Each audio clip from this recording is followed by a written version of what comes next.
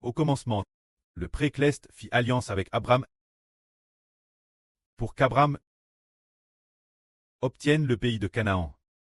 Ensuite, ce moment tel Abram dit Dieu, Éternel. Comment saurais-je que je posséderai le pays de Canaan? Comment saurais-je que ma descendance sera nombreuse, comme l'étoile du ciel et le sable au bord de la mer? Ce moment tel Abram entendit Dieu dire. Abram, ce moment tel, Dieu parla ainsi à Abram. Abram, ne crains point. Je suis ton bouclier, ta récompense sera terrestre grande. Cette époque Abram avait probablement environ 85 ans. Ce moment Abram dit, Souverain Seigneur, je n'ai toujours pas de fils. Que me donneras-tu de plus?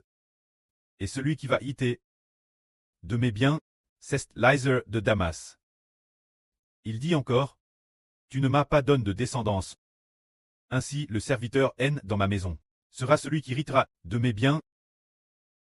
Alors Dieu dit, Cet homme ne sera pas ne sera pas l'héritier de tes biens, mais celui qui sortira de tes entrailles sera ton héritier.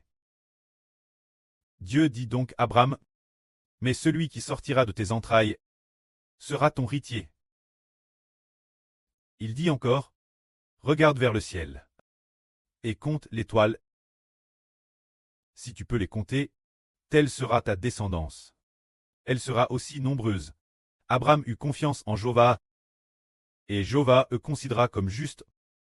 Ce moment tel, Dieu dit encore à Abram, Je suis Jéhovah, qui t'a fait sortir de Ur en Chaldée, pour te donner ce pays en possession.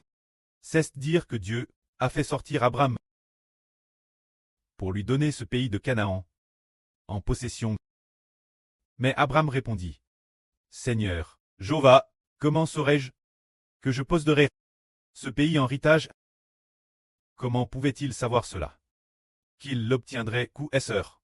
Bien que Abram et Dijé quitte sa patrie, et Ft arrive au pays de Canaan, pourtant Abram, sans enfant.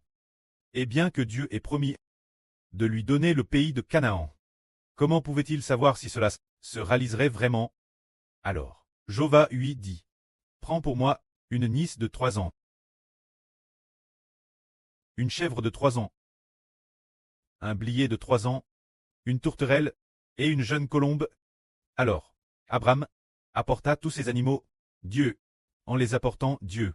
Cela signifie que Abram dut tuer une vache, une chèvre, une brebis, un blier, une tourterelle, une jeune colombe, les préparer, les nettoyer et les offrir en sacrifice Dieu.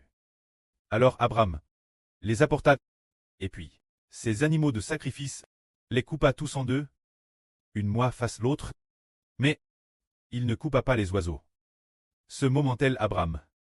Au coucher du soleil, il s'endormit. Il tomba dans un profond sommeil. Ce moment tel, frère est sûr, vous savez, il ne faisait pas encore nuit, et de plus il était dehors. Comment a-t-il pu s'endormir? C'est Dieu qui l'a fait s'endormir. Après qu'il se fut endormi, soudain, une grande et terrifiante obscurie s'abattit sur Abram. Alors Jéhovah dit à Abram. Il semble que ce moment tel, Abram était dans un rêveux. Voyant en RVE une grande et terrifiante obscurie, l'enveloppeur. Ce moment tel, entendant dans son RVE une voix venant de l'obscurie dire, ou bien, en tout cas l'obscurie enveloppait Abram. Alors cette obscurie, est-elle bonne ou mauvaise? Ne nous prenons pas. Est-ce mauvais ou bon? Cette obscurie est bonne, parce que le frère Hébert a aussi vu en RVE le Seigneur Jésus-Christ devenir une grande et terrifiante obscurie, envelopper le frère Hébert. Ce moment tel, l'Esprit du Seigneur est dans le frère Hébert. C'est dire que cette grande obscurie, c'est peut-être le Seigneur, ou peut-être le Précleste, peut-être le Seigneur. Ce moment tel, il est dit, Dieu lui dit. Sache avec certitude que tes descendants seront étrangers dans un pays qui ne sera pas le leur. Ils y seront asservis. Et les gens de ce pays les opprimeront pendant 400 ans. Il est dit ici que les descendants d'Abraham devront souffrir et traverser une preuve, ce que signifient les 400 ans. Ensuite, cependant, je jugerai la nation laquelle ils seront asservis. Après cela, ils sortiront avec de grandes richesses, de Elbas, pour venir me servir en ce lieu. Quand toi, tu mourras après une heureuse vieillesse, en paix, et tu iras rejoindre tes presses. Tu seras enseveli, la quatrième Narsion. Ils reviendront ici. Il est dit ici qu'à quatrième Narsion, ils reviendront dans ce pays. Il est clairement dit que c'est la quatrième Narsion, comme si une nation qui valait 100 ans. Il faut que 4 générations se coulent avant de pouvoir atteindre cette terre. Alors, ces 4 générations ici nous rappellent une chose, tout comme le précleste a promis Abraham, en lui disant « Tes descendants seront aussi nombreux que l'étoile du ciel. » Et le sable de la mer, ce moment-tel, Dieu dit à Abraham, et dit encore que ses descendants ne reviendraient sur cette terre que la quatrième Narsion. Qu'est-ce que cela signifie? Faites référence à une grande similitude avec le frère Ashbert. Nous comprenons que le frère Ashbert est le Jacques du Nouveau Testament, mais en fait, est aussi l'Abraham du Nouveau Testament. Se dire le preux de la nation Abraham du Nouveau Testament. Alors il faut attendre la quatrième Narsion. Quelle nation y parviendra? Du Nouveau Testament donne par Dieu, de la terre découlant de lait et de miel, la terre de Canaan du Nouveau Testament. La terre de Canaan du Nouveau Testament est le paradis de la nouvelle terre. Alors, il faut attendre la quatrième narration pour atteindre la terre découlant de lait et de miel du Nouveau Testament. Du paradis terrestre, le paradis de la nouvelle terre, n'est pas cette ancienne terre. C'est la future nouvelle terre. Se dire la nouvelle Jérusalem. La nouvelle terre qui descend du ciel, il faut arriver la quatrième nation. Alors la première nation est Abraham, la deuxième nation est Isaac, la troisième nation est Jacob, et la quatrième nation. La quatrième nation signifie les descendants de Jacob. Alors le frère Ashbert, se dire qu'Abraham est la première nation. La deuxième nation est aussi le frère Ashbert Isaac. Et la troisième nation, c'est le frère Ashbert d'Israël du soleil. Le bébé de l'Apocalypse est la quatrième nation. La première nation, la deuxième nation, la troisième nation sont toutes le frère Ashbert. On découvre que la quatrième nation est aussi le frère Ashbert. Sauf que le frère Ashbert n'est plus une seule personne. La quatrième nation y devient des descendants aussi nombreux que l'étoile du ciel. Et le sable de la mer, bien que dans l'Apocalypse, il soit écrit un bébé, mais ce bébé fait en fait référence les enfants d'une nation. C'est un tel mystre qui dit que la quatrième nation symbolise Abraham, Isaac, Jacob. Et ensuite, le bébé dans l'Apocalypse. Alors le bébé dans l'Apocalypse signifie les descendants du frère Ashbert. C'est le mystre de la vraie. C'est aussi comparable. La première nation est le précleste Jova. La deuxième nation est le Seigneur Jésus. La troisième nation est le frère Ashbert. La quatrième nation est le bibi de l'Apocalypse. C'est TRS merveilleux. Par conséquent, le frère Ashbert, à la fois le nom du précleste. C'est comparable. Le nom de la première narration, le Dieu Tout-Puissant. La deuxième narration est le Seigneur Jésus-Christ, le Roi des Rois, le nom du Seigneur des Seigneurs. La troisième narration est Israël. Le nom du soleil. La quatrième narration est le bébé de l'Apocalypse. Alors il y a de TRS nombreux noms. C'est TRS merveilleux. C'est la quatrième narration promise par Dieu. Une fois les 4 générations accomplies, la quatrième narration, pour pouvoir atteindre la terre de Canaan, cela signifie que, quand nous arrivons la quatrième narration, le bébé de l'Apocalypse, nous devenons ceux du bébé de l'Apocalypse. C'est rationnel. Se dire devenir le bébé de l'Apocalypse. Cette nation de personnes pourra alors atteindre la mer de verre promise par Dieu. La mer de verre cleste. Tenant les harpes de Dieu. Chantant le cantique du serviteur de Dieu. Mose et le cantique de l'agneau. C'est la quatrième nation. Alors nous la quatrième nation. Alors maintenant nous sommes. Cela semble peut-être comme la troisième nation. Alors pouvons-nous encore y arriver? Nous sommes la fois des figures de la troisième narration et des figures de la quatrième nation. C'est ressuscité d'entre les morts. Naître de l'Esprit Saint. Ressuscité d'entre les morts. Ce moment tel c'est devenir une telle personne. C'est l'enseignement de Dieu. Il faut attendre que dans l'Apocalypse, lorsque l'enfant apparaît, nous puissions alors atteindre le royaume des cieux. Alors quand la distance temporelle avec l'enfant de l'Apocalypse, il reste encore environ 12 ans. Cependant, en arrivant en 2038, par rapport maintenant en 2026, une période de 12 ans, en arrivant en 2038, oui, certaines personnes atteignent d'abord le royaume des cieux, et puis, certaines personnes, après avoir travers la grande tribulation compte, elles ressusciteront alors pour atteindre le royaume des cieux. Il utilise une période de 3 ans et demi pour atteindre le royaume des cieux par vague, mais ce moment tel, déesse que l'enfant de l'Apocalypse natte.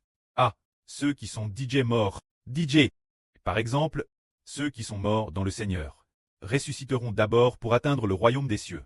En nous attendant, nous qui sommes encore vivants, traversant la grande tribulation pendant 3 ans et demi, pour n'arriver qu'après la fin. Alors, après la fin des 3 ans et demi, les personnes clestes, ressusciteront et arriveront en premier.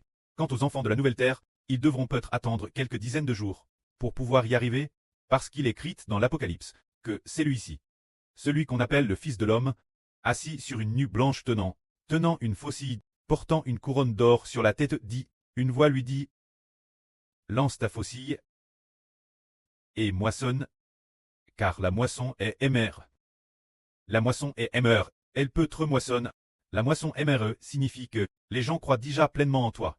DJ, oui. Ah, DJ remporte la victoire. La fin du monde et DJ termine.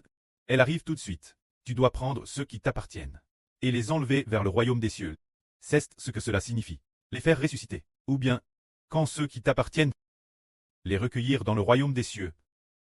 Les enlever vers la mer de verre du royaume des cieux. Alors, celui qu'on appelle le Fils de l'homme, moissonne la terre.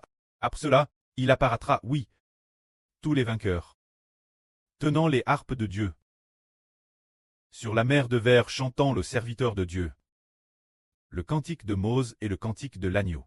Alors, cette vraie, nous, d'Abraham, la conversation avec Dieu le pré, nous permet de voir que l'avenir, l'Abraham de la nouvelle alliance, l'alliance du frère Eshber avec le pré, est sur le point d'arriver. La quatrième nation. Pour pouvoir aller auprès du pré, il faut attendre que l'enfant de l'Apocalypse soit N pour pouvoir atteindre le royaume des cieux. Dans les rêves de la sœur Jaourouane, elle a rêvé plusieurs reprises qu'elle était enceinte avec un gros ventre, et puis, fuyant partout comme elle fugie. Ah, dans l'une de ses rêves, elle a fui dans plusieurs endroits, se cachant dans de nombreux endroits, et de plus, c'était au moment où son ventre était digéré gros, sur le point d'accoucher, qu'elle a dû fuir précipitamment. Une fuite difficile, tant persécute, fuyant de toutes parts, se cachant ici et elle, allant de cachette en cachette. Le but tant de donner naissance ce bébé, cela fait référence, quand son ventre devient gros. Qu'est-ce que cela signifie? Le gros ventre de la sœur Zaourouane, le gros ventre dans le RVE, signifie que le Ftus est DJ lourd, qu'elle est sur le point d'accoucher. Cela signifie que la population du pays est presque au complet. C'est ce que cela veut dire, par exemple un bébé, au tout début dans le ventre de sa mère. Tout au début, quand la grossesse commence, le ventre n'est pas gros du tout. 1 ou 2 mois de grossesse, il n'est pas grand non plus. Ah, 5 ou 6 mois il commence à grossir. 7 ou 8 mois, 9 mois et bien 10 mois. Il devient terrestre gros, ce qui signifie que, au tout début de la grossesse, les membres du bébé ne sont pas encore apparus. Il y a juste un début, au tout début. Et puis, en grandissant petit, les membres se forment de plus en plus. De plus en plus. Ah, de plus en plus. Quand il atteint 8 ou 9 mois, tous les membres se sont développent. Tous les membres ont pris forme progressivement. Et puis, 10 mois, eh bien, tous les membres sont complets. Complets, tous les membres ont pris forme. Ils sont tous complets. Et puis, ils naissent enfin. Cela signifie que le peuple d'une nation, à partir de maintenant, les gens seront de plus en plus nombreux, jusqu'à ce que un certain nombre soit atteint le nombre d'un tiers de l'humanité fixe par Dieu. Alors, le nombre des gens dans le royaume des cieux sera complet. Les gens de cette époque, ce sera complet. Ce moment-tel, la septième trompette sonnera, sonnant pour dire que le nombre d'une grande nation est complet, et qu'ils peuvent te ramener dans la maison cleste. Tout comme les Israélites se sont multipliés en Égypte, ils se sont multipliés en nombre suffisant, atteignant juste 600 000. C'était suffisant, dépassant DJ la population de l'Égypte, en incluant les femmes et les enfants. Il y avait peut-être 1 ou 2 millions, peut-être plus de 2 millions, rien que pour les hommes de plus de 20 ans. Il y en avait déjà 600 000. La population était suffisante. Les gens de ces 400 ans, le temps est venu. Et puis, il a pu les ramener vers l'alliance que Dieu avait conclue avec leur oncle Abraham, la terre découlant de lait et de miel. Ce moment-tel, ce n'est qu'alors qu'ils y sont allés. Alors il en va de madame pour nous. Il faut attendre de croire l'évangile. Que le nombre de frères hébreux croyants soit complet, soit atteint, pour que le bébé naisse. Tout comme lorsque le moment est venu, ce bébé est formé. Tous les membres du bébé sont complets, ce sont tous formes. Ce n'est qu'alors que le bébé de l'Apocalypse naît. C'est pourquoi il faut passer par une période d'environ 12 ans, partir de maintenant, jusqu'à ce que ces 12 ans environ school. Le nombre de personnes atteignent enfin son plein effectif. Ce moment-tel, la septième trompette retentira, et c'est alors que nous serons enlevés vivants ou ressuscités dans le royaume des cieux. Ah, que la gloire soit rendue au prêtre et au Seigneur. Amen.